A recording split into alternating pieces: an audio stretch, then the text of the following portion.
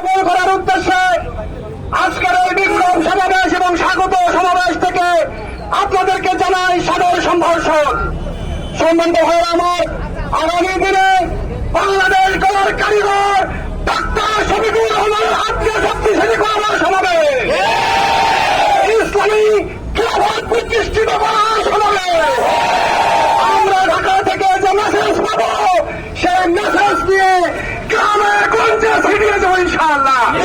সম্মানিত ভাইরা আমার, এই জাতীয় সমাবেশ আমাদের অত্যন্ত গুরুত্ব বহন করে। বর্তমানে এই সিচুয়েশনে আমরা বাংলাদেশের মানুষকে বার্তা দিতে চাই, এদেশের নেতৃত্ব আগামী দিনে ইসলাম প্রিয় নেতৃত্ব দিল ইনশাআল্লাহ।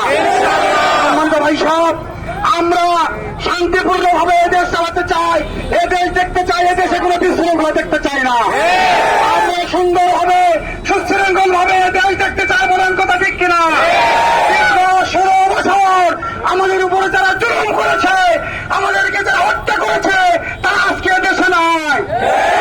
কথা হলো নাইতে গোপালগঞ্জে হামলা হলো কেন? এই ফ্যাসিবাদের অতসর বাংলাদেশের আনাচে কানাচে বসিটি বেগমের মতো চাপতে আছে, বলেন কথা ঠিক কিনা? সম্মানিত ভাই সব, বাংলাদেশ জামায়াত ইসলামী একটি নিয়মতান্ত্রিক এবং গণতান্ত্রিক সংগঠন, বলেন কথা ঠিক কিনা?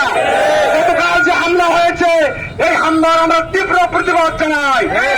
একটা সুশৃঙ্খল পার্টির সমাবেশে যারা জঙ্গি কায়দায় হামলা করেছে, আমি আইন শৃঙ্খলা বাহিনীর প্রতি উদাহরণ আহ্বান জানাই, তাদেরকে চিহ্নিত করুন, চিহ্নিত করে আইনের আওতায় নিয়ে আসুন এবং তাদেরকে আইনের আওতায় আনলেই হবে না, দৃষ্টান্তমূলক শাস্তি দিতে হবে, বলেন কথা ঠিক কিনা? সম্মানিত ভাইয়েরা আমার, একটি গোষ্ঠী বাংলাদেশকে অস্থিতিশীল করার জন্য 5ই আগস্টের পর থেকে ষড়যন্ত্র করছে, বলেন কথা ঠিক কিনা?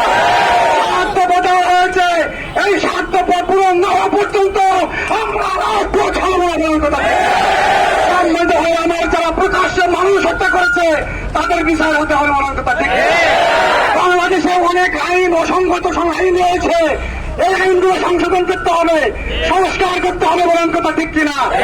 তারপরে আরো যে সমস্ত দাবি দেওয়া বাংলাদেশ জামায়াত ইসলামী সহ অন্যান্য রাজনৈতিক দল দিয়েছে, সকল দাবি মেনে নিয়ে একটা শান্তিপূর্ণ নির্বাচন, সুষ্ঠু নির্বাচন হতে হবে, বলেন কথা ঠিক কিনা? আসুন আমরা সবাই এই দুনিয়াতে তথা বাংলাদেশে আল্লাহর আইন কায়েমের জন্য ঐক্যবদ্ধভাবে এই পৃথিবীতে আমরা প্রচেষ্টা চালাই। আসুন আমরা সবাই ঝঞ্ঝা বিক্ষিপ্ত এই পৃথিবীতে শান্তির সুবাতাসকে সুপ্রতিষ্ঠিত করার জন্য কোরআনের আইনের কোন বিকল্প নেই, বলেন কথা ঠিক কিনা? আগামী দিনে যাতে কোরআন দিয়ে রাষ্ট্র চলে, কোরআন দিয়ে পার্লামেন্ট চলে, কোরআন দিয়ে সংসদ চলে, এই আশাবাদ ব্যক্ত রেখে আপনাদের সবাইকে ধন্যবাদ জানিয়ে আমি আমার কথা শেষ করছি। আলহামদুলিল্লাহ রাব্বিল আলামিন। আসসালামু আলাইকুম ওয়া রাহমাতুল্লাহি ওয়া বারাকাতুহু।